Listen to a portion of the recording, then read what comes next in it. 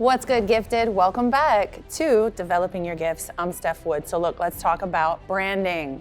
A lot of us think we know what branding is, and we really don't. So I want to outline some of these specific points to branding. Let's look at branding essentials first. Okay, we've got the definition of your brand. This is really going to encompass your entire business model. This is who you are.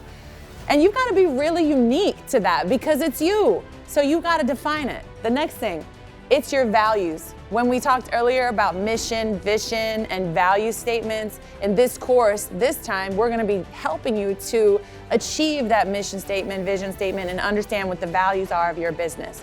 Next, it's your brand promise.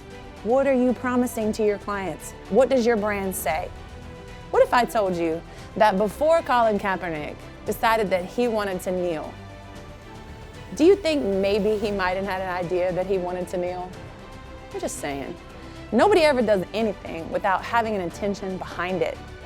And if you're a professional athlete and you kneel during an anthem, you have to know that you are defining your brand.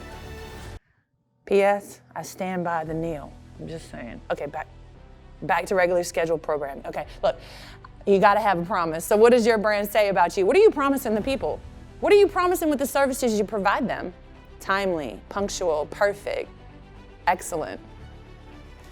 Your brand identity. How do other people see you? How do other people think your business works, operates? What do other people think your business is? Because at the end of the day, perception is really what it's going to be anyway. Next, how do you differentiate what you do from everybody else? And that's that value to customer part we were talking about in the previous course when we were discussing what is in a business plan.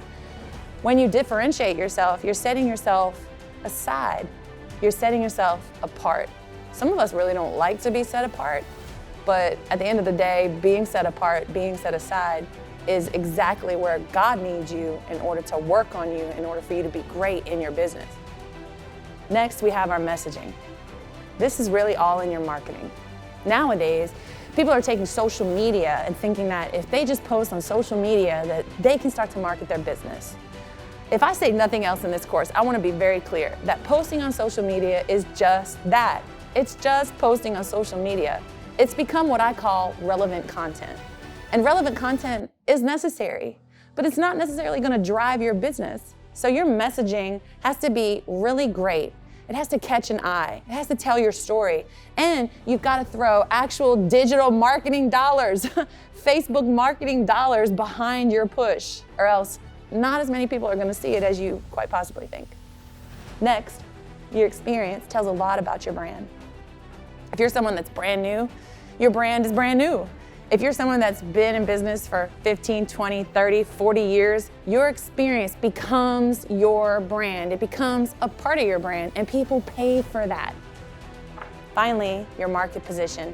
We talked about that in the previous course when we discussed the plan that you need to put in.